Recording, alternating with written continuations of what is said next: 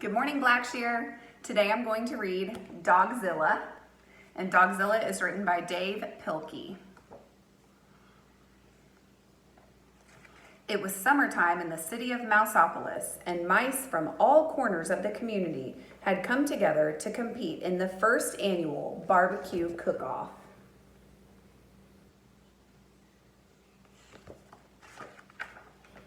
As the cook-off got underway, smoke from the hot grills lifted the irresistible scent of barbecue sauce over the rooftops of the city.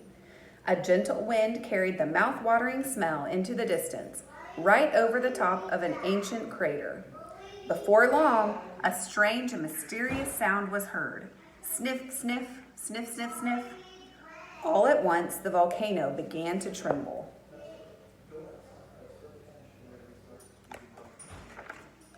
And suddenly, up from the very depths of the earth, came the most terrifying creature ever known to mousekind, the dreadful Dogzilla.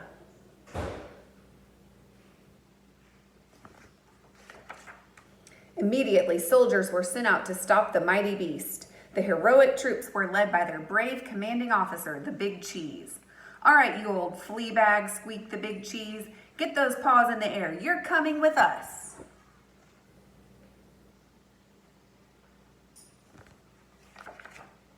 Without warning, the monstrous mutt breathed her horrible breath onto the mice.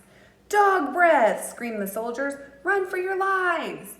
"Hey, come back here!" shouted the Big Cheese to his troops. "What are you, men or mice?" "We're mice!" they squeaked. Said the Big Cheese. "You're right. Wait for me!"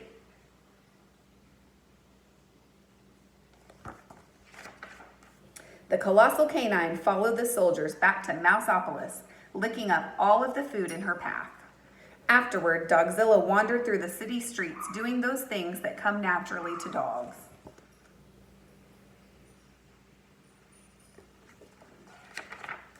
Dogzilla chased cars right off the freeway.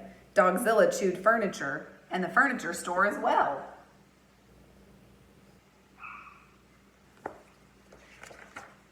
And Dogzilla dug up bones at the Museum of Natural History.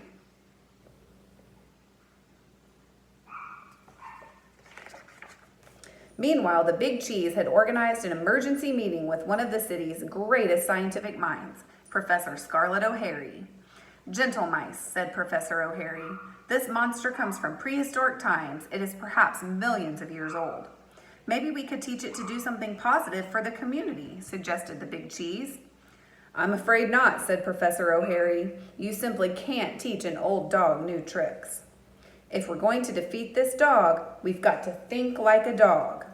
We've got to find something that all dogs are afraid of, something that will scare this beast away from Mouseopolis forever." "I've got an idea," squeaked the Big Cheese.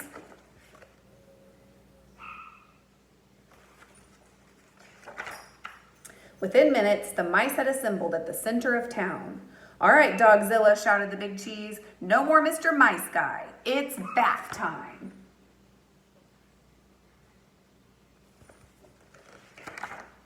Suddenly, a blast of warm, sudsy water hit Dogzilla with tremendous force. The panicking pooch let out a burst of hot, fiery breath, and the chase was on.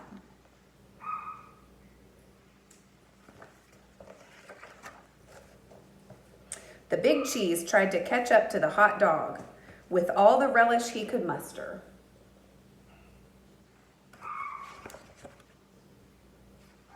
Look, guys, here's my Dogzilla. Casher. Look, are you Dogzilla? Say hi.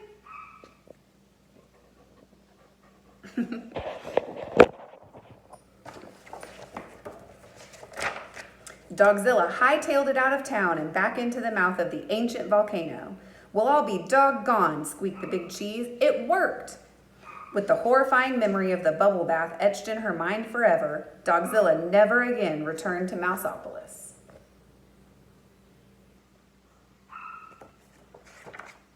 Within a year, Mouseopolis had rebuilt itself, just in time for the second annual barbecue cook-off. The mice of Mouseopolis fired up their grills, confident that they would never see or hear from Dogzilla again. However, there was one thing they hadn't counted on.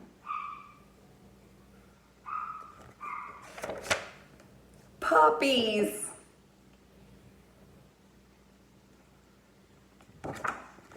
That's the end of today's story. Hope you enjoyed it.